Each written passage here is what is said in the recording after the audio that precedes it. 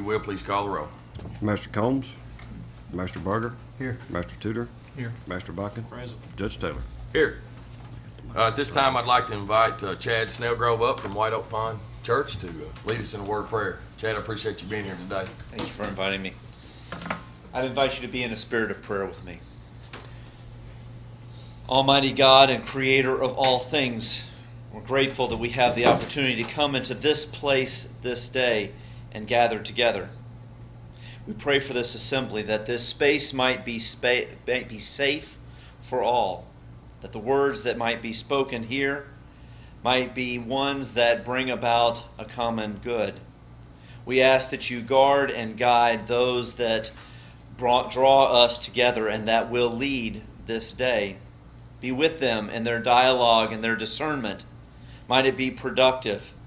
And we pray that it might take into consideration all of God's creation and all of those who call Madison County home. Speak also into this space today that we might join together and understand that we are neighbors in this place, that you have called us to love all, and that all the voices might be heard, and that your justice might be known. Finally, God, we pray for peace. Peace in this place and in this nation and in this world. Draw us together in the spirit of peace that came down and showed us what your love looked like in powerful ways. And also that drives us forward, that we might know that in you all have value. It is in the name of peace that we pray this day. Amen. Amen. Thanks, Chad. Sheriff, if you will, lead us in prayer. Please stand, face our flag. I pledge allegiance to the flag of the United States of America and to the republic for which it stands, one nation, under God, indivisible, with liberty and justice for all. Thank you, and please be seated. Thanks, Sheriff. Appreciate that. Next, guys, is approval of our meeting minutes. First, that we will approve our regular scheduled meeting minutes on September the 10th, 2019 at 9:30 a.m., which that meeting was in Berea. I do want to make a couple of clarifications on the minutes. And I'm not sure which ones were on Dropbox that you all saw, but in the first paragraph, it was Deputy Michael Stotts, not Michael Smith.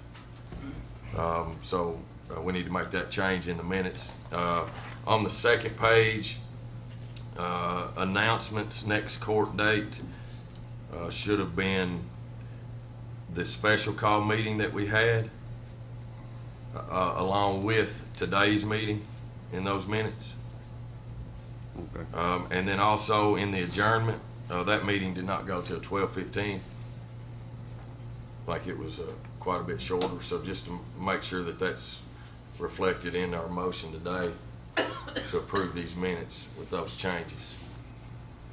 Judge, I make a motion, we accept approve the minutes as read, the changes. Thank you, John. Second. So I have a motion and a second. Is there any more discussion? Seeing none, call the roll, please. Master Berger, Yes. Master Tudor, Yes. Master Buckin, Yes. Judge Taylor. Yes. Next is approval of the special called meeting on 9/10/2019 at 2 p.m. That was here in the Madison County Fiscal Courtroom. I would like to have those minutes approved as well with two changes. In the public hearing for ordinance 1914, on the 1 and 2, I would like for it to state the court stating on the first sentence, not to argue. I don't think that's a fair word to use. So I would like it to say, address the court, stating that though, and then on the second citizen that got up and spoke, to address the court, stating that criminals are criminals. Please. So if you approve those minutes, I need a motion and a second with those changes, please. So moved. Change as it was requested. Second. I have a motion and a second. No more discussion. Call the roll, please. Master Barger? Yes. Master Tudor? Yes. Master Bucking? Yes. Judge Taylor? Yes. Thanks, guys. Appreciate that. Next, the treasurer's report. Glenna, good morning. Morning. Your regular monthly treasurer's report is in your Dropbox, and anybody in the public would like a copy of it, it's available. This goes through 8/31 of 2019. Our total fund budget, which includes all of our funds, is $6,346,534. And just for you to know, that's what's sitting in each checking account as of 8/31. All of those funds are allocated in the budget to be used for something. Those are not extra. That is our balance. That's our cash balance as of right now. We have, as of 8/31, our general fund revenues are at 7.4%. Our expenditures are at 21%. Our road fund revenues are at 64.5% because we get a large payment on our county road aid in August. Our expenditures are at 7.9%. Our jail fund revenues are at 18.2%. Our expenditures are at 19.1%. Our LGA fund revenues are at 20.6%. Our expenditures are at 0%. CSEP revenues are at 0.5%. Our expenditures are at 0.8%. Our 911 fund, our revenues are at 8.8%. Our expenditures are at 13.5%. And our health account, our revenues are at 17.5%. Our expenditures are at 4.8%. Now, as of yesterday, I did some research on where we stand on our inmates right now and our counts. As of 9/23/19, we had 119 inmates that were out in other counties. 2 of those we do not get charged for. One in Montgomery County is not charging us. One at the Kentucky State Reformatory is in a mental hospital there and they don't not charge us for that. So we are getting charged for 117 inmates. Casey County, we have 19 inmates there. Clark County, we have 4. Clay County, we have 20. Grant County, we have 25. Jackson, we have 2. Fayette County, we have 15. Lincoln County, we have 5. Wayne County, we have 13. Bourbon County, we have 11. And Laurel County, we have 3. So we've got 10 different counties that we're traveling to take inmates. As of this court meeting, we have paid approximately $224,139 in costs to keep those out for up through now. We have $66,186 in outstanding bills for the month of August that they just haven't sent us yet. So that's a total of $290,325.88. We've used 73% of the budget. The budget was $400,000. We've used 73% of it. That leaves us, after this court meeting and after we pay the outstanding bills for August, that's not including any for September, we have $109,674 left in that line item. If we average for the next, through June 30th at 109, that's if we stay where we are at 117 as of yesterday, it's going to cost us $131,730 per month. By June 30th, we will be in the hole $1,207,629. And for revenues for state prisoners, where we're not being able to keep as many state prisoners because of the overcrowding, we had originally in the budget $650,000 budgeted. July, we've had 3 payments so far. July was $44,158. August was $42,058. September was $46,665. At an average of $44,293, that's an annual estimate right now where we stand of $531,000. So we're going to be at least $118,000 short on that line item, not bringing in the revenue that we had budgeted. So the $1,207,000 plus the $118,000, we're approximately $1.3 million short. Does anybody have any questions about this material? And that will change if we jump up 30 more inmates by December. These numbers are going to change. Glenn, I think they also need to know that our fiscal year goes from June 30th to July 1st. Yeah, July 1st to June 30th is our fiscal year. Which, Glenn, I appreciate the report. I think it's good to bring this up in these meetings and for us to have some open dialogue about, what we as a court need to do or want to do. We definitely need to be thinking, because that's $1.3 million that We don't have, and So right we got now, less than a month, we got less than a month worth of money in that line item yes, to pay for one more, less than a month. And we're gonna be over budget then, right? yes, Because we only have approximately 110,000 left in that line item. yes, And a month is 109,670. 131,000, so. And we haven't gotten any bills for September yet. Those are just through August, and we don't have, like I said, we had 66,000 of outstanding in August still to pay. We do, right now, our investments are, which is our reserves, are at 2,188,000, but 200,000 of that is animal shelter money that was from that house that sold that is put aside for Put the animal aside for shelter. that, yeah. So it basically leaves around 1.9 million in reserves. We have approximately 100 inmates more at this time this year than we had last year at this time. Is that correct? At least, A little over that. yeah.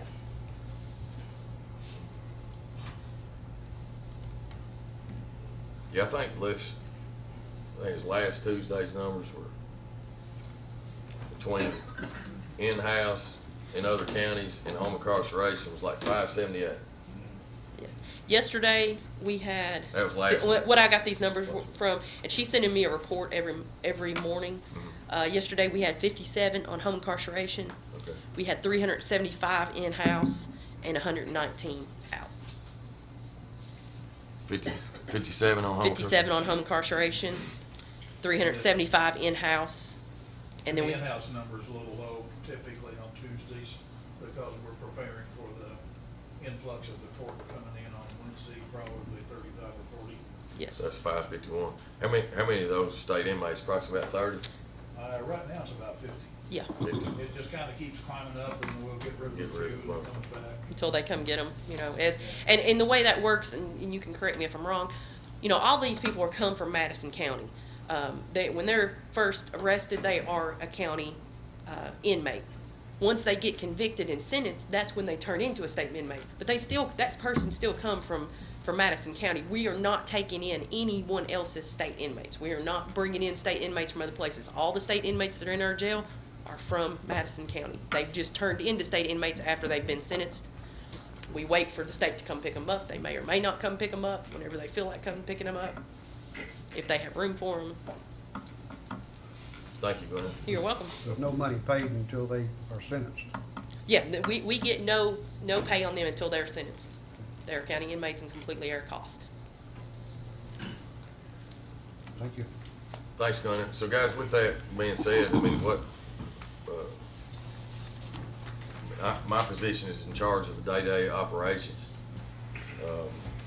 This is our financial core of our spending. I think we have to be proactive. We can't be reactive on this. I just need a little guidance from you guys on what you all want to do with our budget. And, I mean, There's no doubt if we don't have the additional money, it's got to come from some of the other departments or whatever to pay the bills. Something's got to come up short. Judge, it's a shame that the state mandates us to take care of the jail, number one, before we do anything else That's right. with our finances in the county. And other things are gonna suffer. I'm, just say it right now, I've been really disappointed in all the negative and hatred that the community's shown because we've tried to make an effort to do something that should have been done 10 years ago. And this situation got out of our hand, and our hands are tied what we can do, and I've said that before. And I've had more hatred mail and phone calls, and I am really disappointed in the public. And some of you know who I'm talking about. But, this is no way to solve the problem. It's not gonna go away on its own. We can sign the petition and we can get it overturned, but down the road, we still gotta work with this problem. I mean, like you're saying, we can cut our other budgets, we can dismiss some of the sheriff's deputies, we can cut the road fund back. There's a lot of ways we can sell some the golf course out there. Once that property's gone, though, it's gone. That's only putting a Band-Aid on it to make it, last long, go a little longer before anything's actually done. We need some help from the state legislators to improve this situation, but it doesn't look like it's gonna be immediate. Until the state is willing to give us some jail reform and help move some of these cases through the court system quicker, until they're willing to see that the county is not the only entity that is responsible for incarceration, that maybe the cities have some responsibility into that also. I don't know what the answer is. That's just my feeling. Yeah. Well, I don't, I mean, there's multiple, I guess, ways inside our budget that we can cut expenses.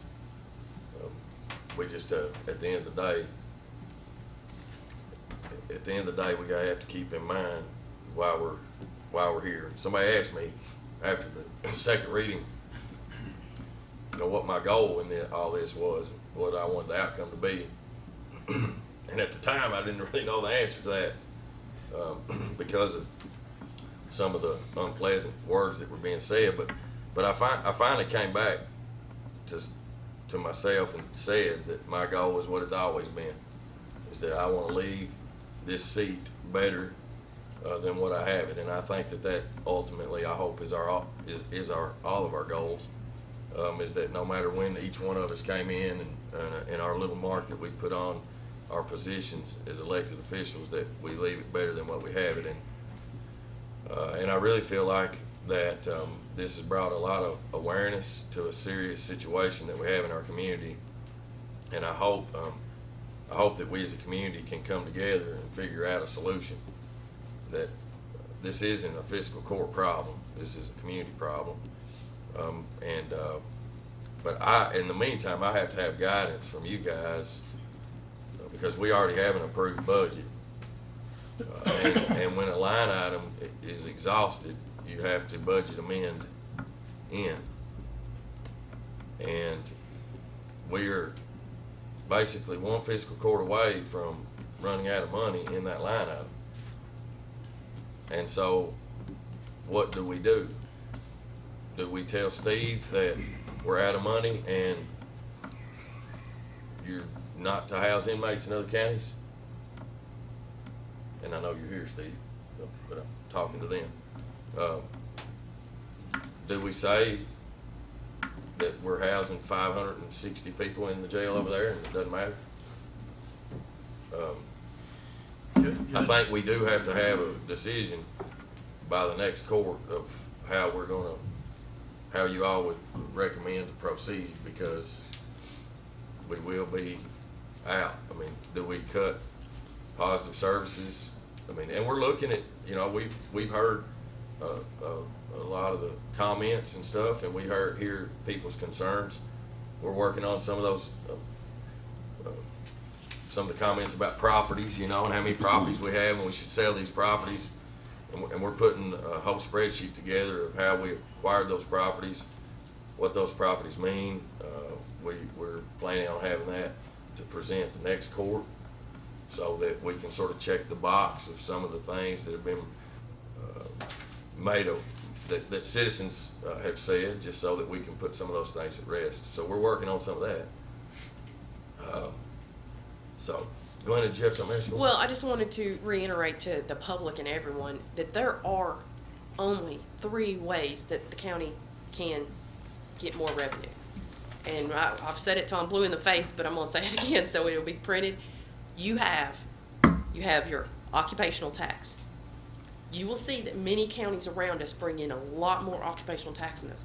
That's because the way the laws are written. Because Richmond is a city that's over 30,000 population, there is a law that stipulates that we are not allowed to collect within the city limits. The city collects theirs, we collect ours out in the county, and we are maxed at 1%.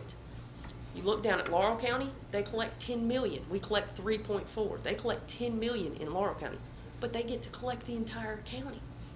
So there's a lot of laws that, you know, you can't compare one county to another. We are coming out with a comparison that'll give you all more information about other counties.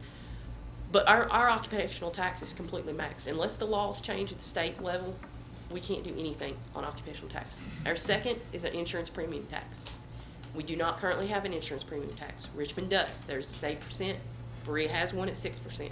We do not currently have an insurance premium tax. And the third way is property tax. And that's the only three ways we have. Now, I say they do have a hotel tax that counties can impose, but as you all see, we don't have many hotels out in the county. It's not going to help us any to impose a tax on that. But that is our only ways to get new revenue. Or we have to cut things. And when you're talking about cutting things or sending people back to jail and not sending them out to, having 550 in there, we've already got 7 lawsuits and they're adding up quickly. Your insurance company is not going to keep covering you if you intentionally overpopulate your jail and you're getting lawsuits because of it. They're not going to keep covering you. We will lose insurance coverage and then you'd be in a world of trouble. So there's lots of things that every decision has circumstances to go with it. So sometimes it sounds real easy. You cut this, you cut the fire department. Everybody's insurance, property insurance goes on their rating, the fire department. So you cut that and you cut fire department and you cut, your rating's going to go up and then your insurance is going to go up on your property.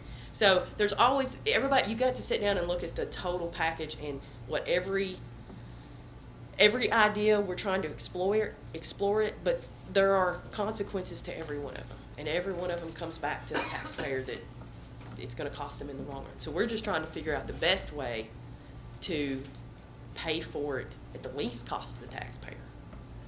But every one of them comes back to it. But those are the 3 ways that we're allowed to, and that's the only ways we're allowed to collect money. Glenn, Thanks, Gordon. Judge, I'd like to say something. Go ahead, John. With the loss of our county fire department, everyone's insurance rate would probably be more than what the tax increase would be. We can't say, I can't say what they would be, but yes, your rating is going to change. I mean, everybody knows their rating, and a lot of people's are already at a 9. If you're way out in the county and you're not near a fire department, you're probably already at a 9. But there's a lot of people that are near a volunteer fire department or near another fire department, and yes, your rating would change, and your insurance would dramatically go up. We can't help that. And that's one reason that we put all these volunteer stations where we do to try to help people. And I think part of that too, it depends on your insurance provider. I mean, different How they use the ratings. different insurance companies have different rules that they go by, so it just depends. Okay, well, guys, we have to bring awareness to it, and we're going to start at every court discussing this until we really find a way that we can, I guess, a path we're going to go down. Any other comments before we move on? Well, there's another way for us to generate revenue, but it's not immediate, it's not fast, and that's growth. And we've had some near misses on companies that have looked to come to Richmond in Madison County, but we ended up not getting those companies. But that's another way we can do it. Answer. It's Yeah. people, it's people, services, taxes. That's basically it. We can grow our tax base, but we've struggled with that some as well. So, again, it goes back to we're getting a double-edged sword swung at us, and we're just trying to figure out which is the dullest. But anybody else? Is that it? Thank you all for the discussion today. Next, and hopefully this smiling face will put a smile on our faces. Miss Jennifer Lanehart with Hope's Wings, and I appreciate you being here today. Well, I appreciate you having me. And I'm going to read the proclamation, and then I'll let Okay. you say a few words. Is that okay? Yeah, sure. Good. Whereas domestic violence has no place in our society, and we have a moral obligation to support the victims and their children while putting into place strategies for preventing it in the future. And whereas domestic violence destroys lives and damages the dignity of men, women, and children, And whereas Domestic Violence Awareness Month is an opportunity to emphasize our commitment to ending domestic violence in our community. And whereas a home should be the ultimate place for safety, comfort, and love. Domestic violence shatters these basic foundations of life. We are strongly committed to addressing domestic violence and helping those who have been victimized. And whereas during Domestic Violence Awareness Month, we are grateful for the agencies and individuals providing care to those affected by these acts of cruelty and to law enforcement and the court system for bringing offenders to justice. By working together, we can build a community where every home honors the value and dignity of its loved ones. Now therefore, the City of Berea, the City of Richmond, and Madison County does hereby proclaim October 2019 as Domestic Violence Awareness Month in Richmond, Berea, and all of Madison County. I urge all citizens to reach out to victims and help end domestic violence. Thank you, Jennifer, for being here. Well, thank you for having me. Just on a personal note, for you all to know, you are in my prayers every day because I know you've got a big job in front of you. We do too. I think businesses come to Madison County if we can provide a safe place for people to be. I think jail overcrowding isn't safe. I think that domestic violence makes our community not safe. And so I thank you for letting me be here today, because as October rolls in, you'll find that October is a Women's Issues Month. It's Breast Cancer Awareness Month, but it's also Domestic Violence Awareness Month. And I'm always taken aback by the multitude of people who are affected by domestic violence. In my 10 years at Hope's Wings, I've learned a lot of stuff. I've learned that victims oftentimes look like many of the ladies that sit out here in the audience. I've learned that victims oftentimes look like you folks. This past year we have served over 40 men with domestic violence issues here in Madison County, which is, something that we don't hear too much anymore. I've learned in 10 years that batterers look a lot like you all and a lot like the men sitting out here in our audience, but also have learned that batterers look a lot like me and Miss Heyman sometimes. So the face of domestic violence has changed, a lot over the years. The perceptions that it only affects women has changed a lot over the years. Statistically, 1 in every 4 women and 1 in every 7 men will experience domestic violence in their lifetime. Every 9 seconds, a man or a woman is battered. Notice that I'm including men in these statistics. And it would be surprising to me if the number of men who experience domestic violence isn't drastically larger than this. What happens is men are just less likely to report those crimes against themselves. But I would guess that number is pretty high as well. But I will tell you, the most staggering statistic for me is that 1/3 of America's children have grown up in homes where they've witnessed violence between their parents. That is just a huge number that really affects the way that we do our jobs at Hope's Wings. It affects sometimes my ability to sleep, because kids, they don't have choices a lot of times that adults do. And when kids grow up in homes like that, that means that their chances of becoming future victims or future batterers increases significantly. So you see, domestic violence isn't an epidemic. It's far more serious than that. It's a tragedy of epic proportions. It infiltrates the lives of thousands of people here in our Commonwealth and millions of people nationwide. But I will say, I'm very happy to report that we live in a community that is committed to addressing that crime through the implementation of the Madison County Blueprint for Safety, which is something that we worked alongside with our criminal and legal justice systems. Probably started it 4 years ago, that we've implemented to address that crime more seriously. We are a community that has advocates who are willing to do anything and everything to work with victims here in our community. But not only working with victims, but we're also committed to educating our community leaders and our businesses and our industries. We're committed to raising awareness, and raising awareness is one reason that I'm here today. I always come and see you in October. I love to kind of give you guys an update of what's happening at the shelter and what we're doing out in the community, and open ourselves up for questions. But October, we always kick it off with a lunch. Lunch at City Hall this year is where we're doing it on October 2nd. It's kind of the kickoff with a proclamation signing. We invite all of you, and I hope that all of you will come. The city of Berea and our city of Richmond officials will be there. And Reagan, I hope that you're able to make it, and you all will sign that proclamation that you just read. And we'll invite community members to sign that proclamation. But perhaps the best part is lunch is on us. So you're welcome to come too. We would love to feed you. Last year we fed over 100 people. It was amazing to see how many people in the community came together. It was standing room only. People were flowing out in the lobby there at City Hall. We hope to have that kind of response again this year. I hope that last year wasn't that great because it was a political season. I really hope that. I really hope that our leaders are interested in, just kicking this off with us. So that's one way that we're going to raise awareness, and that's October 2nd. Again, all of you are invited. The second way that we're going to do that this month, and there'll be some little things here or there throughout the month as well, but the second big thing is our These Hands Don't Hurt rally, which is on October 22nd this year, and that's a Tuesday, and it will be here at the courthouse lawn. We'll actually march from First Christian Church, winding up here at the courthouse that evening.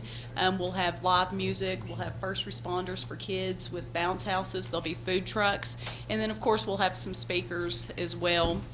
But we always enjoy getting together with our community at these two events. It gives you an opportunity to get to know us as a program, and us an opportunity to get to know you, and to give you some ideas of what you can do to address domestic violence should you come across that. But that is why I'm here today, and to give you one final update about our program in general. Unfortunately, the need for our services has outgrown our current facility, just like you guys are facing with the jail. But we've been involved in a capital campaign probably since our last jail and bail in April, and with our barbecue and that type of thing. Those monies we raised and we put into a special building fund. And I'm happy to say that this month we received a grant from the Sunshine Lady Foundation, giving us the remainder of the money that we need to add 2 more bedrooms on at the shelter, a bathroom, and an education center. We're super excited about the education center because it gives us a classroom space where community partners such as EKU, a New Opportunity School for Women, and Voc Rehab have agreed to come in and offer classes where women can earn certificates to make them more employable. So we're super excited about that, but we have raised 100% of the money that we need to do that expansion, and we're super excited about that. So if you have any questions for me about October or about Hope's Wings in general, I'm happy to take any questions from you at this time. If not, I will let you move on with your business. I'd just like to thank you for what you do out there at Hope's Wings. I've been out there and seen the facility. It's really nice, and it helps the community. And you never know when you need a place like that to be secure and safe. Have you seen an increase in domestic violence because of the drug epidemic? Can you relate those two? Back in the day, we would say drugs is never a reason for domestic violence. But I don't know that I could really say that with confidence. I think when people have a substance abuse issue, they don't make good decisions. I think that substances change who we are, and sometimes that's not, well, never is that for the better. So yeah, I think we see a lot that go hand in hand with that. We see more victims that have a substance abuse issue at this point than we ever have. That's heartbreaking because it's difficult to address that and the violence at the same time. It's not an easy thing because, again, people who have that issue don't make good decisions. And so, we're adjusting who we are. We met with our board of directors just a couple weeks ago to talk about what the future looks like for us and what do we need to do, how do we need to bend as a program, and that was one of our topics that we discussed. How do we battle both of those things at the same time? And so we've got a challenge in front of us, just like lots of people have in front of them, and we're committed to figuring that out, and we will eventually. But in the meantime, we'll just keep plugging away and doing the best that we can with that. But yes, drugs in this community are horrible, and they cause problems in all areas, as you can see. Thank you. You're welcome. I got a question, Judge. Sure. Normally, I wouldn't acknowledge this, but I figure because of what's been going on, there's been a lot of discussion about organizations and money and how money moves. But like I say, normally I wouldn't even acknowledge this with bringing it up, but it was so far off base that it really scared me that the lack of knowledge out there in the public is out there. So the reason I bring this up is in discussing taxes in general, I had an individual that you guys have the ladies that walk, right? No, we don't. That's not you? That's not Okay. us. Yeah, Then I'm that's being not us. educated too. So whom is that? That is Liberty Liberty Place Place. Recovery Center. Okay. Yeah, All that's right. part of their program. I think when those ladies get to a certain place, I think it's called trudging. They Okay. have to, walk to their classes. Okay. a certain Well, number of maybe you times. can address it some a little bit so it'll get out in the public a little bit because I didn't know exactly who they were. This individual thought that the county was paying for them just to walk up and down the street. I knew that it was part of a program and that it was important to the program and there was a reason they were doing it, but I couldn't explain it completely. And this individual thought that county tax dollars were going to pay for that kind of thing. No, Hope's Wings, as a charitable organization, doesn't receive county tax dollars. Right. At one point in time, the county had a charitable grants, that charities could apply for. But, the jail overcrowding affects a lot of people.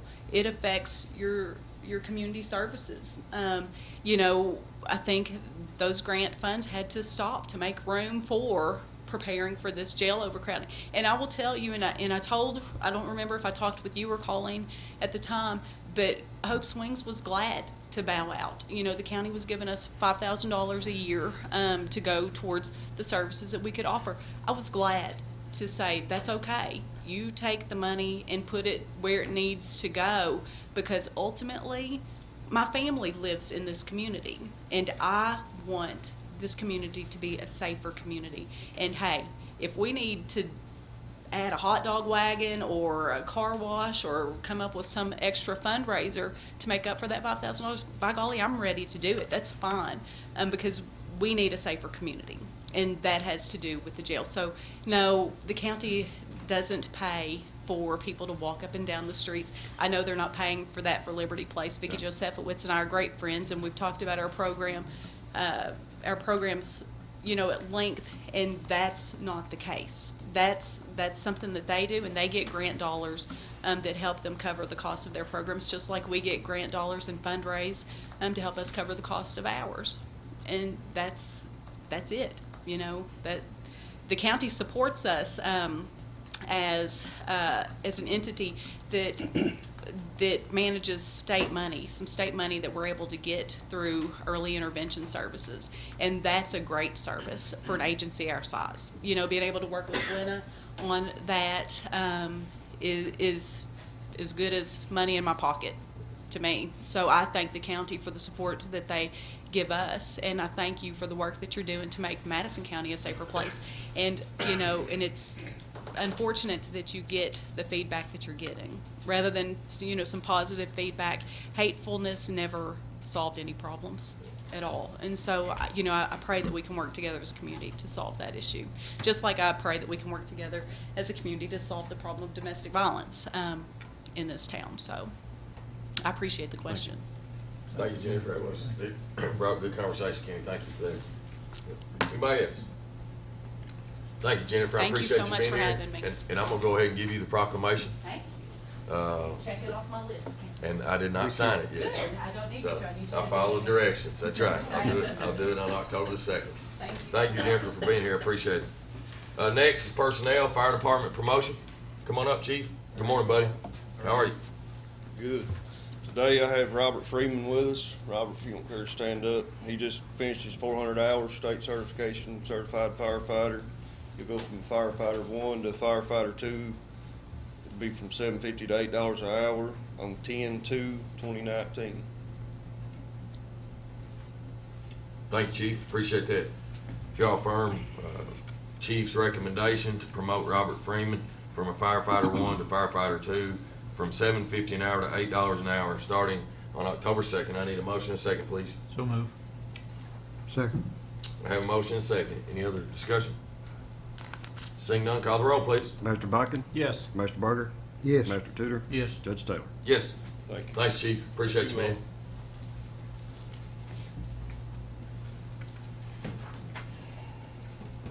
Next is personnel. It's the EMA CSEP Team Lead Promotions. Good morning, Jennifer. Good morning. How are you doing? Good, how are you? Good. We would like to ask the court's permission to have 2 promotions today. The first one is John Walton. It's recommended to promote him to a new position. His current title is an EOC Tech. The proposed title would be a Team Lead 1. His current salary is $17.35 an hour. Proposed salary is $17.57 per hour. And the effective date would be October 2nd, 2019. Is this fully funded by the CSEP program? Yes, all of these are 100% funded by the CSEP program. Okay. Thank you, Jennifer. If y'all approve in Jennifer's recommendation to promote John Walton, I need a motion and a second, please. So moved. Second. Have a motion and a second. Any further discussion? Judge, I'm glad you made the statement that these funds do not come out of county funds. This is a program that the chemical stockpile emergency preparedness funds while we're still having nerve gas at the depot. And once that is depleted or demilitarization is complete out there, that program will probably go away. Yes. And it's also part of the program as far as going 24/7 too. I mean, getting all these employees in positions to make sure that they're trained and ready in case there is some type of accident that happens. I mean, that's the whole part of the program. Absolutely, yes. Thank you, Jennifer. You got another one, don't you? Yes. I do, but we need to finish this motion on this Okay. one first. So, if no more discussion, call the roll, please. Mr. Berger? Yes. Mr. Tudor? Yes. Mr. Buckin? Yes. Judge Taylor? Yes, thanks.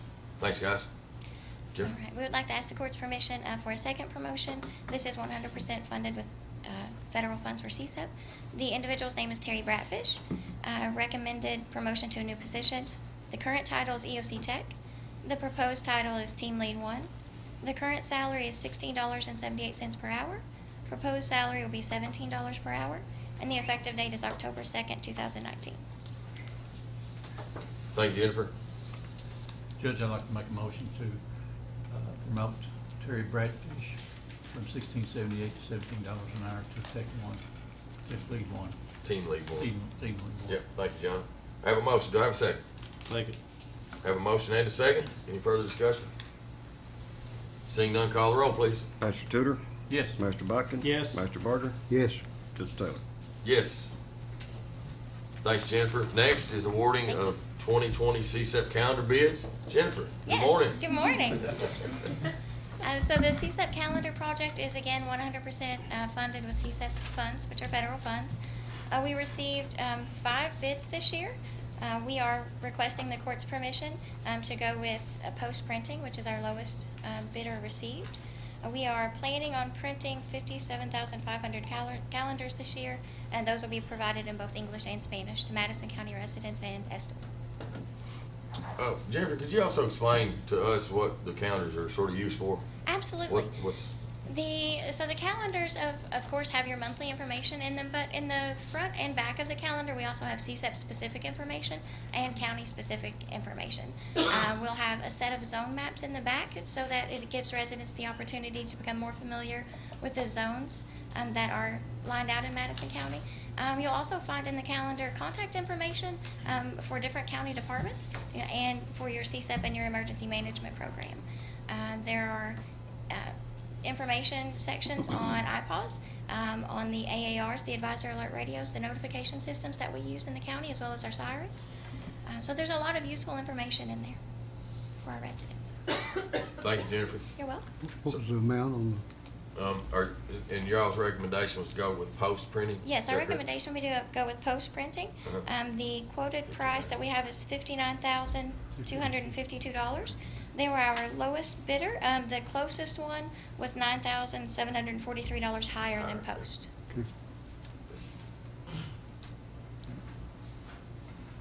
All right. Thanks, Jennifer. Guys, if y'all agree with Jennifer's recommendation on going with post printing on the 2020 emergency preparedness calendar Yes. for $59,252 bid, I need a motion and a second, please. So moved. Second. Have a motion and a second. Any further discussion? Seeing none, call the roll, please. Master Bodkin? Yes. Master Berger? Yes. Master Tudor? Yes. Judge Taylor? Yes.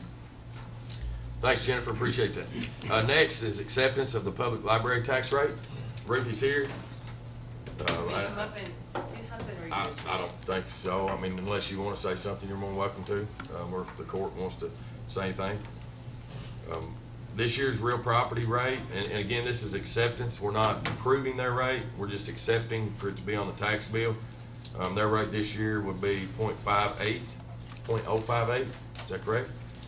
On real property, tangibles will be .0756, and the inventory will be .0756 as well. So if y'all accept the library's property tax rate for 2019, I need a motion and a second, please. So moved. We don't vote? No. Okay. You don't vote? No, not on district tax rates, you're just reading it. Just announcing it to the So we're public. just announcing it for the public? Okay. So each one's the same way? Yes. All right, thank you. So that was the library. Next is acceptance of the EMS tax rate. Carlos is here. Carlos, if you want to come up. You want to read yours off? You can. Okay. I've got a couple of comments if you'll. Yeah, sure. Couple So, minutes. real property for the EMS is 4.9, so which would be .049. Yes. Yes. Tangibles would be .06, and inventory would be .06, Correct. right? All right? 6 cents on the 100. Yes, 6 cents on the 100. Yep. All right, just wanted to, give me just a couple minutes to make a few comments. And Sure. of course, with all the taxing woes that are going on, everybody in a taxing district, fiscal court obviously is going to come under a lot of fire. So I just want to talk a little bit about our district. It may include some other districts, but obviously it's the district I represent and the district I'm familiar with. Just a little background on taxing districts is our taxing district was enacted in the late 80s by this fiscal court. And really for some of the same reasons you guys are facing today. The general fund can no longer support an ambulance service, library, health department. So instead of that tax maybe increasing, it was the state government at that time created special taxing districts. They're now called special purpose government entities, but they're a taxing district, just a kinder word. So that's where we came about. We were nearly at wit's end. There was not going to be an ambulance service in Madison County in the late 80s had it not been for this fiscal court enacting the taxing district. We've been remarkably successful through the years. Our taxing rate started out at 6. It's now down to 4.9. So let me kind of put to bed some false statements that's been made. Most of that truly is based on compensating rate, but there has been times as recent as 2012 where the ambulance taxing district has actually decreased the rate below the compensating rate. So I think the public needs to know that. We're 60 or 22% lower than when the tax initiated. Obviously, we take in more money. There's more property to tax in Madison County, and that's kind of how taxing district is hopefully going to be able to operate, that there'll be enough growth to keep up the funding of the service as the service grows. Rewind to the 1980s, we had 3 ambulances, 1 station, 1 was in a hospital bed in Berea, is where the crews had their room. Now we've got 4 stations. We've got 8 ambulances on the road, sometimes 9 during the week. So we've almost tripled our response to the county. The population's obviously increased, the run volume has increased. And this is something that shocks a lot of people. We'll make about 17,000 calls this year. Now, you know you can't drive up and down the road or the interstate without passing at least 1 or 2 ambulances. So we're super busy, but we've been able to do all that and being good stewards of the taxpayers' dollars. So, that needs to be put out there.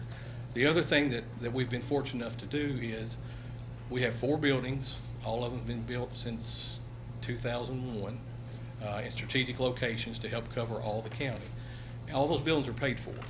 So the boards and the directors before me have saved that money. They budgeted that money, and it took many years to do some of these projects. So we're very fortunate that we can do that, and everything belongs to the taxpayers. All those buildings are paid for, all of our equipment's paid for, and that's, something I think needs to be brought out. We have the same concerns every other governmental entity has. The pension crisis is killing us. It's going to cost us a lot of money, so we don't know what it's going to look like, years down the road. But right now, we're financially stable and in a good place. One of the questions I get asked several times a year is, I pay an ambulance tax, why do I get an ambulance bill?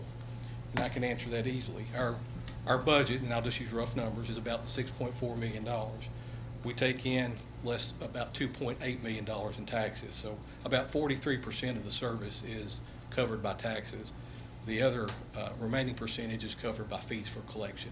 So if we didn't charge for ambulance service, your tax would probably have to be double what it is now to cover that rate, and I think nobody would want that. They'd probably rather pay fee for usage when they actually need us.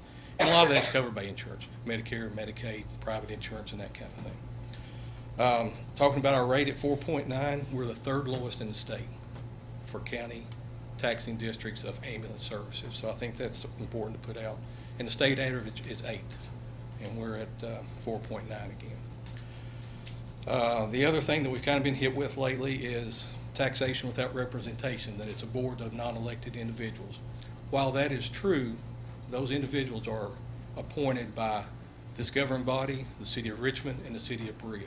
Madison County Fiscal Court appoints 3 of those members. So if you weren't happy with how things were running at EMS or the tax rate or anything like that, you do have the power to replace those people. So you indirectly do have control over those taxing districts, in our case, and I'll just speak for our case only. But just want to kind of clear up some rumors and some misfacts that's been put out there, and I'd love to take any questions right now. Carlos, what's the average cost of an ambulance run? It's probably going to be in the 700 to 800 range, and depends on mileage, but that's probably a general ballpark figure. So Carlos, you said y'all started out at 6 That's correct. in 1980? 87, I believe. 87. And so from there, though, that rate's gone down because the compensated rate, because Correct. property values have gone, assessments have gone Sure. up, and so that rate goes down. But there has been a few times where they actually Right. lowered the rate, but most of it is But due you to growth in the ultimately, county. the only extra revenue you're getting, the same as us, is new constructions for that year. Pretty much, right. And our 'Cause that's run the volume has compensating rate. increased, so that's helped us on that side of the budget, but it's, The what? the run revenue has increased through the years because we're Yeah. making 17,000 calls. So, Yeah. we've been fortunate that Madison County has grown as quickly as it has to keep up with, the needs of EMS. Of course, it's certainly, we have to provide more service than we've ever provided before. And your total budget is what, Carlos? Just shy of 6.4 million. 6.4 million? Yes, sir. Okay. How many runs a year do you normally make? 17,000. 17,000. It's a lot. I just wanted to say, I sit on the board with Carlos and the board members just to observe, and it's a good, tight-run ship, I can tell you that. They're all concerned about where the money's going, always have been, what time I've been on there. I know Carlos don't want to toot his own horn, but I can't tell him what award you just won, so I'll let you tell him. It was EMS Director of the Year. Director of the Year, that tells you something right there. This is a fine man who runs a good ship. Well, I can tell you, Carlos, that I've seen your people at my parents' house in the middle of the night several times. And each time they come, they're very professional. Very They professional. do a great job, and they provide great That's service. great to We hear. appreciate that. That's as it should be. We make 17,000 runs.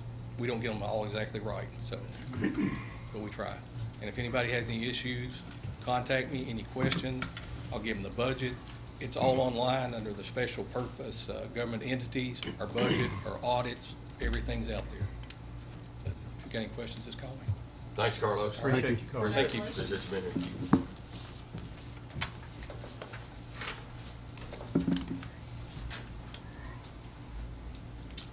Next is the acceptance of the Extension District's tax rate. This is per 100, .01772. Is that correct, Lisa? On the real property, tangible personal property is .02983, and inventory is also .02983. Thank you, Lisa, for being here today. I'd like to say something about the extension office. Sure. Just real quickly. A lot of people don't know what they do out there, but recently, and I'll be talking about this a little later in my comments, but we are going to be able to vote.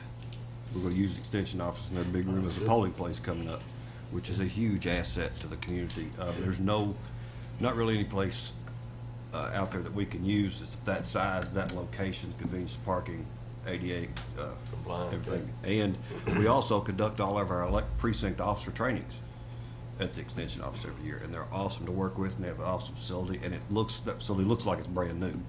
And we were talking the other day, how old's your facility? The annex building is 10 years old. 10 years old, and it looks like it's brand new. Yeah. So, thank you. Thanks, Lisa, appreciate it. Next is acceptance of the Berea Independent School tax rate. In Berea Independent School, their real property would be 97 cents, right? It'd be 97.9, so it'd be 0.979 on real property. Tangible person property would be 0.979, and inventory would also be 0.979. Is there anybody here from the Berea Independent School? No, okay. All right. Extension, all right. Next is interlocal agreement. This is Scott County and Madison County. Chris? Good morning. Good morning, buddy. A little change in plans from just, 30, 40 minutes ago. Today, we're going to present this to you. You will not be voting on or anything. We're just going to ask for your permission to continue forward with this plan. As all of you know, revenue is an issue, right? But we were kind of tasked with trying to find ways to find additional revenues. If you're not aware, the Information Technology Department brings in about $150,000 a year in revenues. Those are offered through services to other agencies that we do. It provides that agency a cost reduction in IT services, and it brings a revenue into the county. We do manage all of that with 2 staff members, which is pretty impressive for what we can do. So we had some money in the budget that would allow us to find an additional revenue stream. About 9 or 10 months ago, the newly elected judge from Scott County approached us. He came down and had a meeting with Reagan and a few of the department heads. We talked about systems that we use, things that this administration and court had implemented technology-wise. He was so impressed with the things that we have done as a team that he called me and said, is there any way possible that we could take advantage of what you guys have been doing? Sure, there's always options to do things. What did you have in mind? He said, I have technology that is 40 years old. They've spent $0 in investing in infrastructure or people. I have no IT team. I have no consultants. I've got very old technology in a community that demands technological services. I said, that's interesting. He asked me what it would cost to start a department if he needed to hire a person. We had all those conversations, and he was dumbfounded by the amounts that it would cost to run that kind of operation. One of our other vendors happened to just throw out an idea. Said, you got the EOC data center over there that has redundant power, redundant air conditioning. It's got diesel generators. It's got backup air conditioning. It's a secure facility, can withstand 250-mile-an-hour winds. Have you ever thought about offering data center services to other county governments? No, I really hadn't given it much thought. So Joe Pat Covington from Scott County said, would you be interested in trialing this product with us, and would you be our data center service host? Judge and I talked, and Colleen and all of us, and we said, absolutely. It could be a great revenue stream for this county post-CSEP. What it does is it actually promotes regionalism. It's something that this court is actively trying to do with many other projects. This is just the first step in that endeavor to reduce our costs, bring in revenue, help our neighbors, and promote regionalism. So essentially what this interlocal agreement is going to do is to allow the Madison County Fiscal Court to operate what is called the Kentucky County's Government Cloud. Its goal and whole sole purpose is to be a revenue stream for the Madison County Fiscal Court, and we will host Scott County's technological infrastructure in our data center.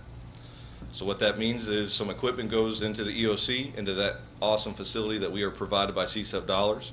We're allowed to use that to do this. They will install all of their software systems and servers into that facility, and they will access them in the cloud. Cloud is the buzzword today, right? The federal government has an initiative for federal agencies to be moved to the cloud. We're not far from state agencies and governments mandating that those services be put in the cloud, which means what? We all know how this works, right? We've been talking about it all day. It rolls downhill. They're going to mandate that local governments start putting their stuff in the cloud. So this court has the opportunity to be the forefront, to be the leader in that initiative, build the data center. We don't have to build it, we already have it, but put the infrastructure in place, sign the agreements, and we could be the forefront of data center services for Kentucky counties. We had spoke one time before, a couple of us, about trying to initiate this with CSEP counties, get them on the hook while CSEP is paying the fees for them, and then once CSEP goes away, we can make some money continuing those services as they pay for it. This is just a bigger picture of that, and probably a better picture for us. So all I'm asking for today is your permission to continue forward with negotiating with Scott County to line out the details inside of this interlocal agreement so that we can kind of move forward. It does have to be passed by ordinance, so once the judge and all of us on both sides of the house get everything lined out, we'll bring back an official ordinance to pass that on both sides of the house of Scott County and here. As of this very moment, everybody is completely on board, both governments. They're very interested in moving forward. Scott County just did a big RFP and release for software and technology for their facilities. They awarded that in their last court last Friday, so they are ready to roll, and they're ready for me to roll. Unfortunately, this will delay it just a little bit, but that's okay. It happens in government almost every day. It seems like we get tripped up by something. So is there any questions about exactly what we will be doing or anything like that? Chris, will this program be able to sustain itself after CSEP disappears? CSEP is providing $0 to this. The only thing that... So the other counties are actually Yes, sir. paying for this?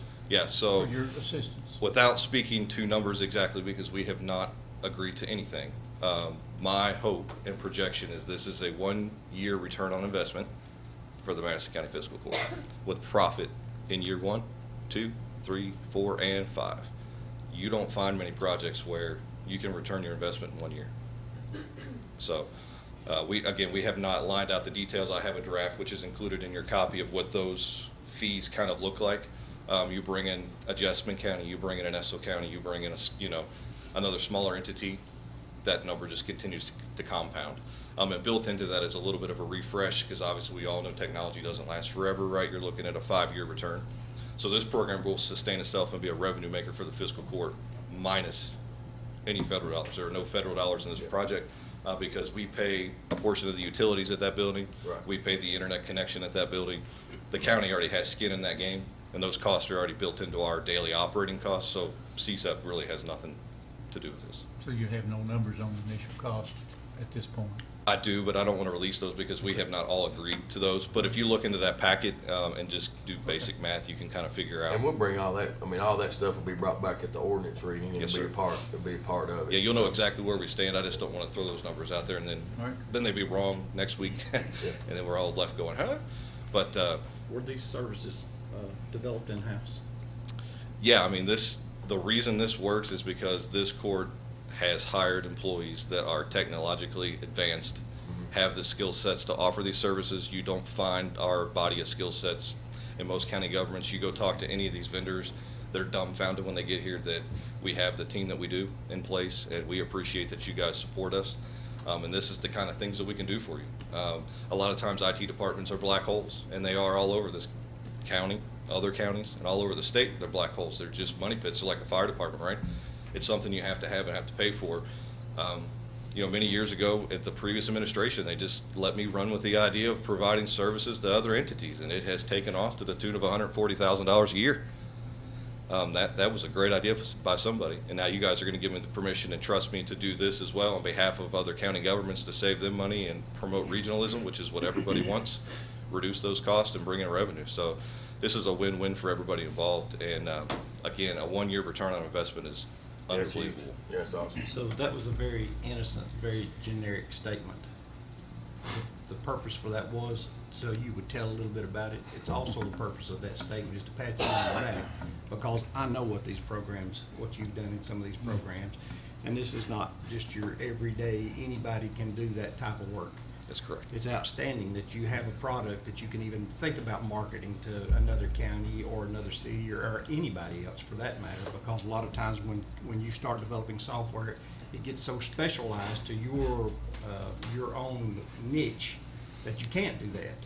So that's really that's an outstanding feat for you to be able to do that. And that's the second part of that. They haven't even begun to talk to us about the, what he's referencing is the global search aspect of this initiative, is that we have a software that allows us to develop these internal systems for our departments, makes our employees more efficient, provides information to the constituents.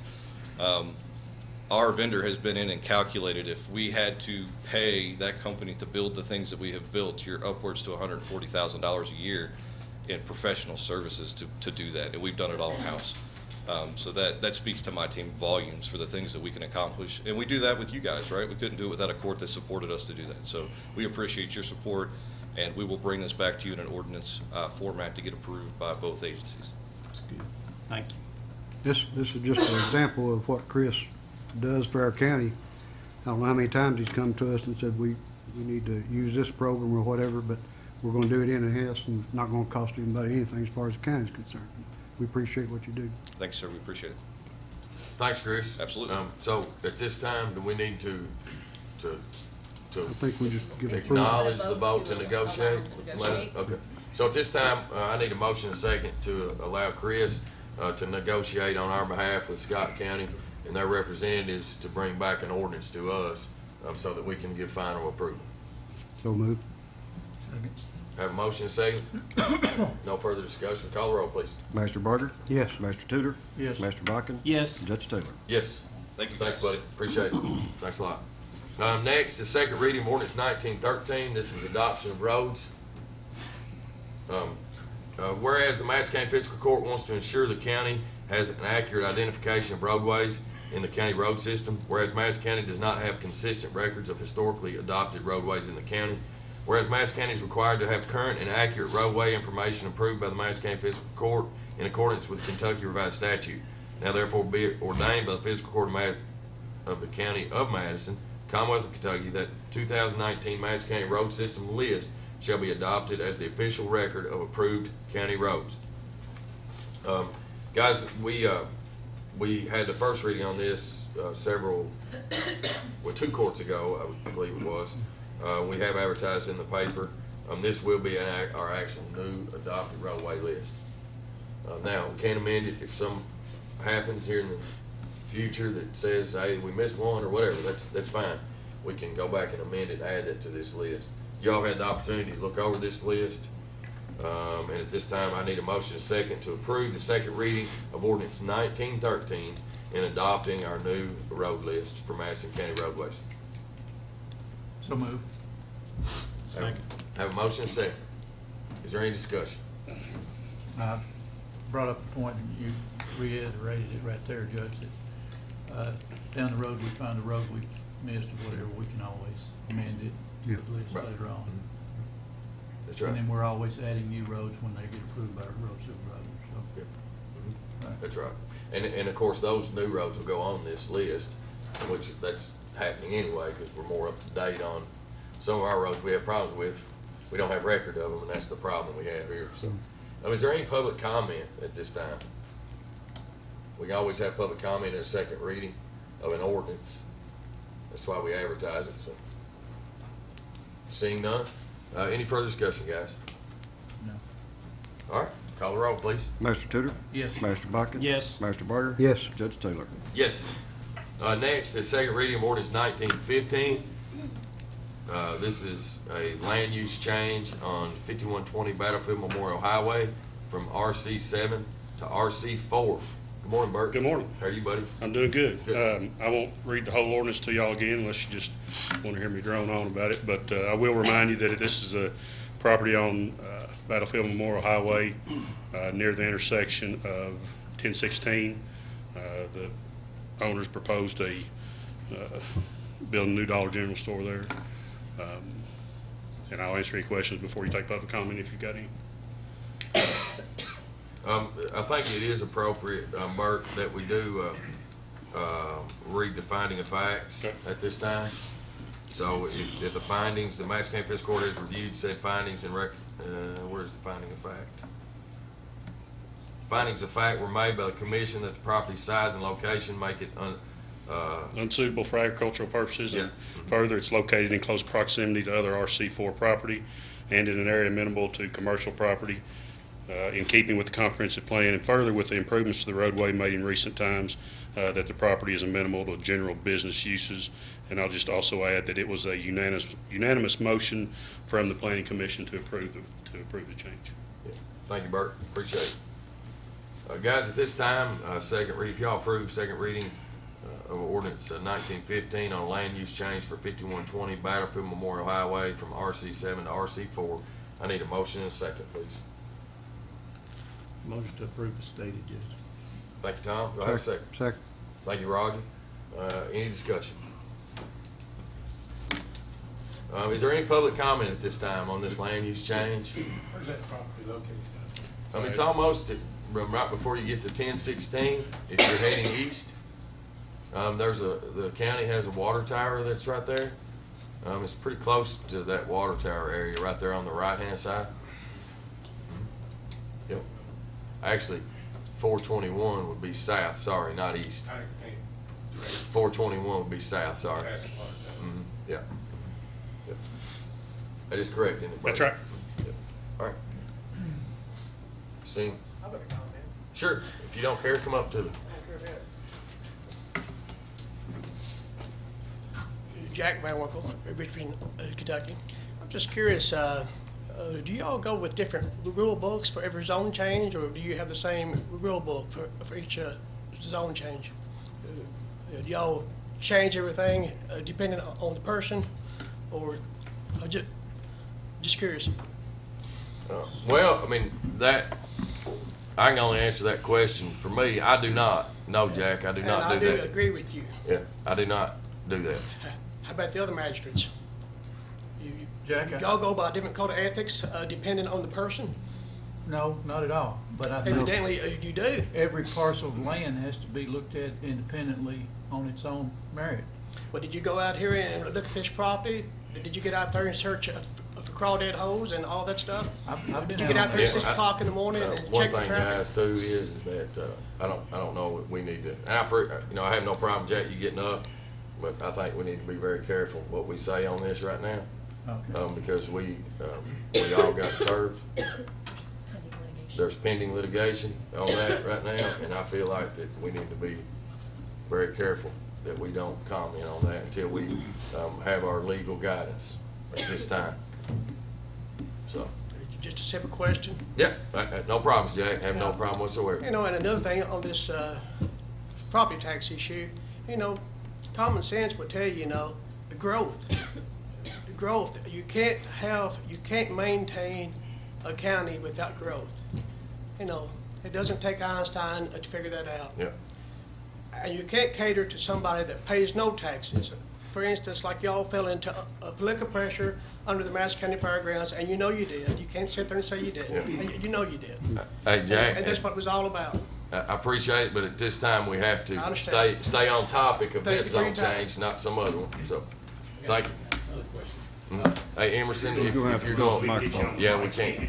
Get you in the minutes. And announce who you are, please. Hey, Please announce who you are. are. Emerson McAfee.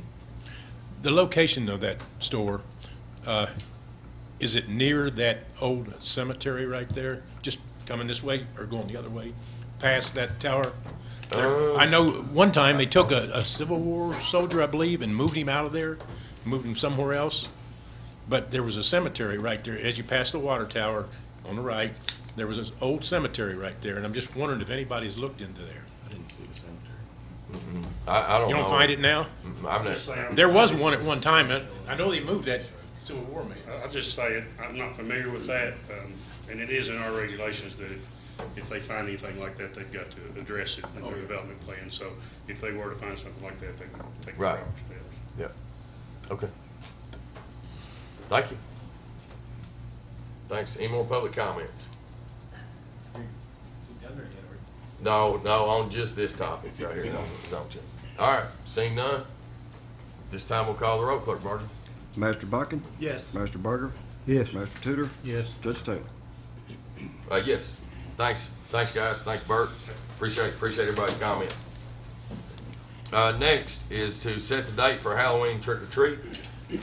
We do try to be unified in the trick or treat night, so it doesn't confuse city residents and county residents.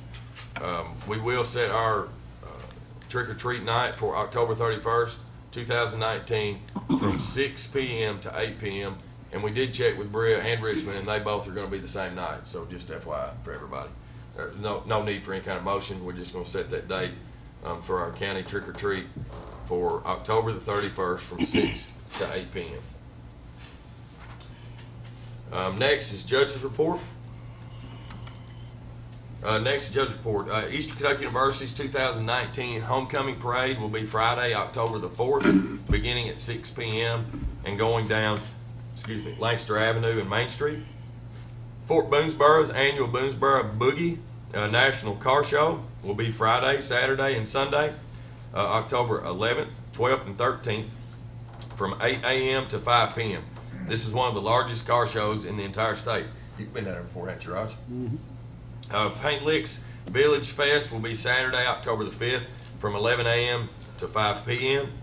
The Madison County Humane Society will be having a spaghetti dinner and silent auction fundraiser on Saturday, October the 12th, from 5 to 8 p.m. at the Madison Central High School.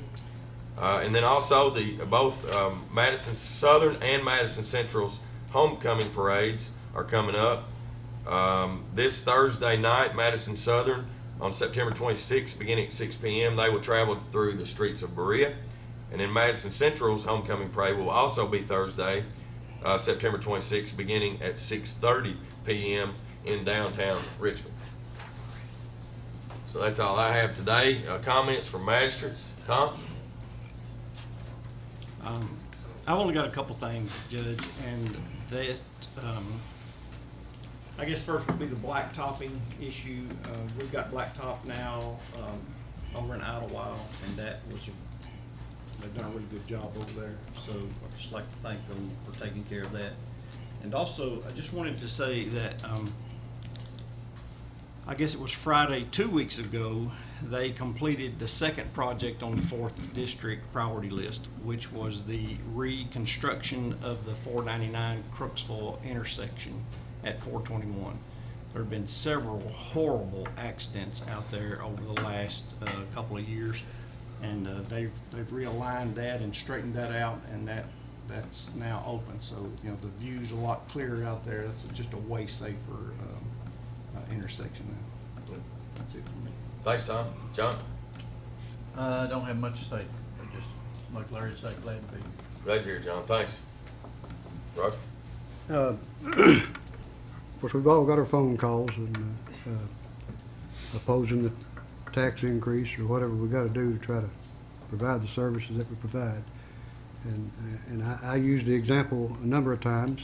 I like when I run into somebody in a store or somewhere, I feel better about telling them than I do over the phone. But folks, there's a regulation that says we have to have a jail. It's in the statute that we shall provide a jail. That's just the way it's worded.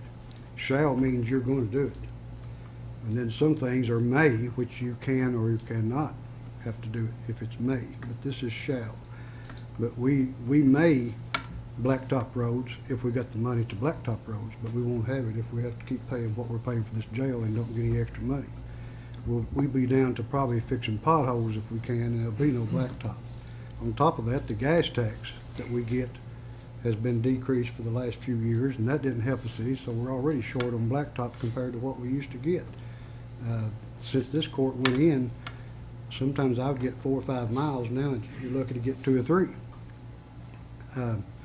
Sheriff's Department, mowing the roads, I mean, a lot of that some of it can go away because that money's got to be put somewhere else, and it's required that we put it somewhere else. I don't know all the answers, but I do know that the public needs to understand that we're not trying to take money here to blow it away. We're taking money here because we got to pay the bills, and that's what we was elected to do, was to see that this county stays solid, and that's the only way we know to do it. That's all I got. Thanks, Roger. Appreciate it. Kenny? Just briefly, I'd just like to, Judge, point out that, Madison County's fairly lucky. In the last year or so, our sheriff was nominated as Sheriff of the Year. Our coroner, Jimmy Cornelison, was honored by the local board of the Coroners Association, and I didn't know this until today, so I think it's important that Carlos get recognized, and congratulated for being named EMS Director of the Year. That's a high achievement. I think that shows a lot about Madison County, so congratulations. It does. It's a lot of great leadership. So let's give him. Let's watch. Let's watch his cheeks His head turned red. Yeah, watch him cheeks get rosy red. That's good. Thanks, Carlos. Appreciate it. Thanks for the comments, Jenny. Kenny? Yeah, I've got a couple things to go over. And hopefully my attorney doesn't jump across the bench and grab me by the throat, because I'm going to read a little bit of a statute. I think it'd be funny to watch that. She might, and I might deserve it. So this petition that's been circulated, the statute that regulates that petition is 132.017. That can be found on lrc.ky.gov. If you want to know anything about how it works, that's it. It's law. So my job is not to read and interpret law, but I will read the section on the petition about the signatures of the petition, and I'll read it verbatim. The electronic or non-electronic petition signature shall be followed by the printed name, street address, social security number or birth date, the name and number of the designated voting precinct of the person signing. I've had several calls about what if I don't write my name exactly like it's on my voter registration card? Written or printed name is what the statute says. Nothing else. Birth date. It doesn't have to be written out January 01, 19 something. It says birth date. So don't read into things don't overcomplicate things, I guess is what I'm trying to tell people. And nobody in my office ever will not follow a statute, regardless of who it benefits or punishes. Second thing is, it talks in here about the precinct name and number. Do I get a thumbs up on all that? Is that? You're okay so far. Okay, I'm okay so far. I All was right. just waiting for her to jump out of her seat. All right, she I'm might. ready. She might. I stick to the text when it comes to statute, because I don't have one of those fancy law degrees like she does. Back in, I think it was November or October of last year, we started discussing splitting two precincts. One was Forest Hill and one was Kingston, two largest precincts we have, the two highest turnout precincts we have. With the board, and that's with the Board of Elections, which is an appointed board by a Democrat Party, the Republican Party, the sheriff, and myself, 4-member board. Like I say, we started a year ago. We finalized those plans, took those plans to the Secretary of State's office and the State Board of Elections in June. So there is nothing going on to try to split a precinct and change the name of a precinct in order to affect the outcome of this petition. That's stuff that started 12, 13 months ago and was actually finalized and put together with maps. It took 2 trips to Frankfurt to get the correct maps up there to allow those to be split. And it's a window. You have 2 weeks to turn that paperwork in. So, like I've had calls about this too. I tell people all the time, there's hundreds and hundreds, if not thousands, of statutes. They don't all mesh. They don't all agree with each other. So that's why we have people with fancy law degrees to help us work through them. But I want to get those 2 things out there, because those 2 things I've had personal people have called here at the office, and they've called my staff asking those questions. Thank you, Kenny. Appreciate it. You know, one of the things in all this is it's very hard to combat lies, false information and speculation. And no matter how much that you try to tell the truth, people just don't want to hear it, because then that would mean that people would be wrong. So thanks for those comments. Sheriff, do you have anything? Well, I've got a lot, but I just hope people. Are you gonna say a whole lot? If you are, I want you to go to the mic. I'm gonna wait. All right, you're gonna wait. Okay. Appreciate you, Sheriff. Steve, you have anything? No. All right. All right, comments from department heads. This time, anybody? Seeing none. Comments from the audience. I know Emerson, you're here. Do you want anybody else from the audience? Want to speak? I'm gonna leave it to Emerson. All right, Emerson.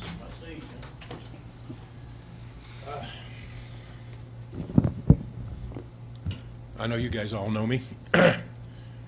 I'm here for two things today. But people on TV might not, so tell. We've got more people watching than Yeah. having his Tell- room. Yeah, tell yeah. who you are. Emerson McAfee again. Yeah. I've been here, not in this room, but in the county since 1963. I was 22 years old, Air Force, and I helped build that radar site out there when we came in. And I've been here ever since, except for 12 years when I was in the Air Force. They first sent me to Mississippi, and then Nevada, and then Louisiana. And naturally, being married to Madison County, and I had to return back here when I retired. I've been here for 57 years. This year has been one of the best years in my life, and I sometimes sit down and almost cry about it. But the first thing I got to do was take this trip to D.C. at the expense of someone else that paid the taxes, I guess. But that was one of the great things in my life, and I recommend anybody that's a veteran that has a chance to get on that list. It's very simple to get on the list. And when you get old like me, I turned 78, and it was 3 months before they called me and told me that I was going to go on a trip. So it's somewhere up around 77, 78 right now. I've got people in my Vietnam Veterans Group that's on the list for 2 or 3 years, but he's only about 75. So I told him, you just got another year or two, you'll get it. But that's one of the great things that happened to me this year. The other thing, as you all know, we have such a thing as the Kentucky Veterans Hall of Fame. That's what this represents. This is the biggest honor in my life, I think. And I got this a couple weeks ago over at the Marriott. I was put in by somebody, nominated, and I was selected. I put in 2 people, Charles Flood for Richmond and Chester Elkin for Berea. Chester was accepted. Mr. Flood was not, and we'll try to do that better this coming year, maybe build him up a little bit more, and maybe he'll get selected. But the banquet and the induction ceremony over there, I brought just a couple things to show you. They give you a lot of hardware, including the distillery in Frankfurt is, what is it? Keeps forgetting the name. Anyway, the master distiller there signed the thing to me. They give it to all 25. And that's another thing that won't be opened. It's just a collector's sake. They give you a nice little thing with this here in the box with all your information. And there's other things they give you. And when they finished, the announcer said, "That's all. We've got everything awarded to everybody now, except for one thing." And he said, "Would Emerson McAfee please come up here?"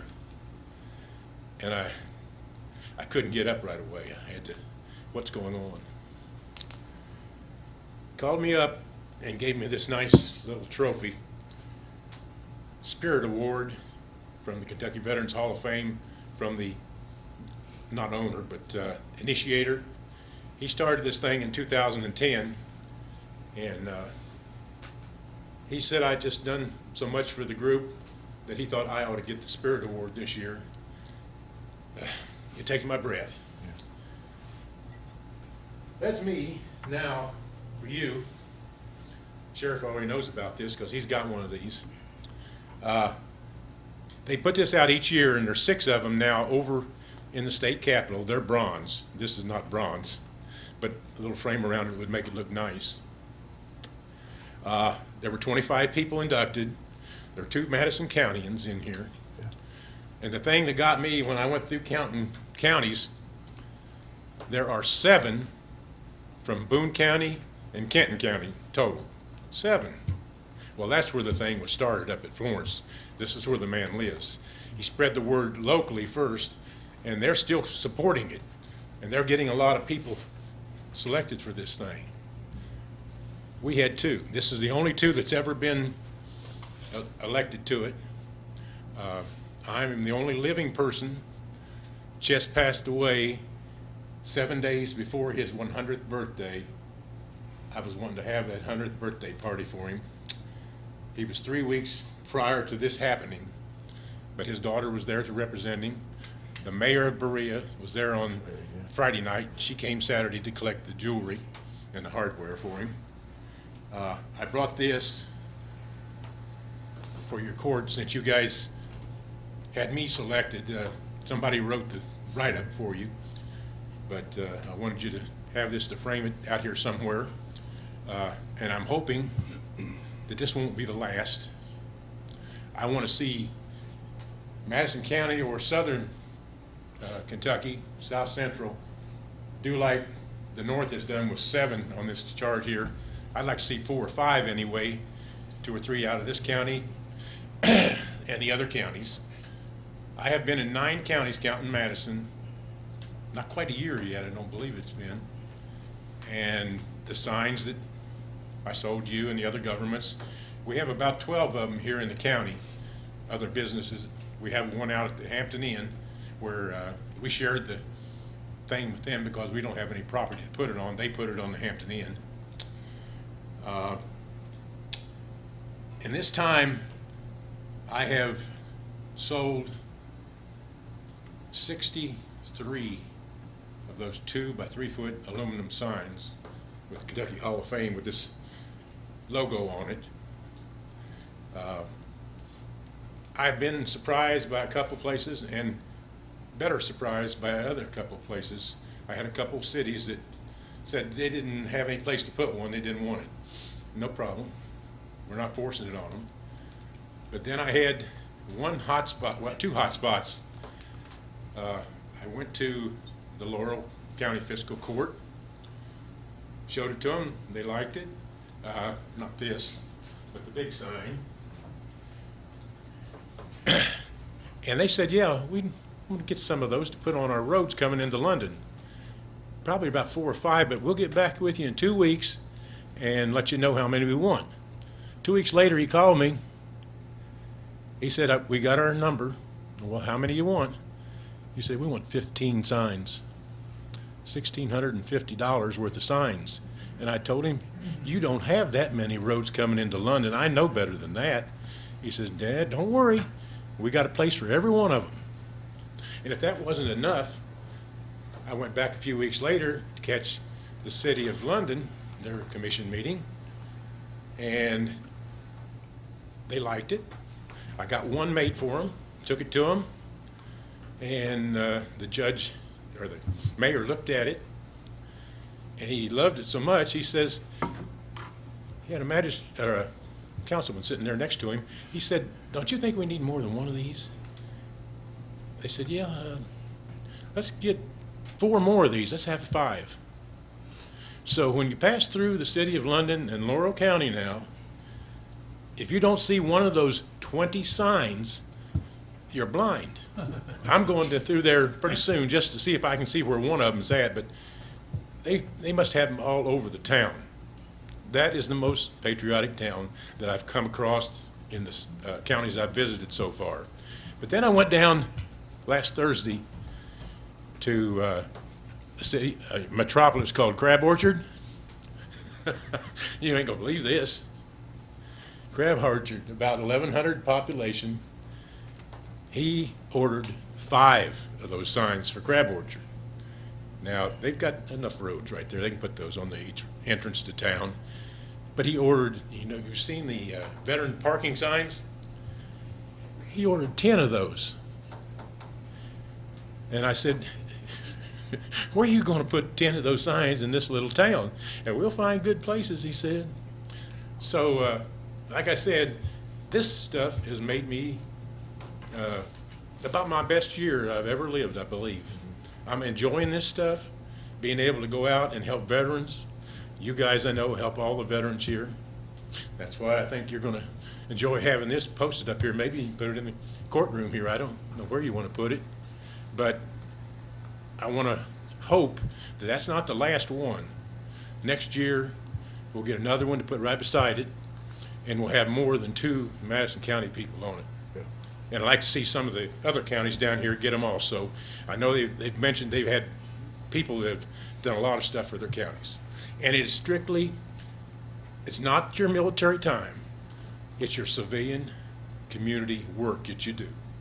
The jobs that you hold, the volunteer work that you do. And I just want to stress that to everyone, and again, give thanks to all of you for supporting the veterans like you do.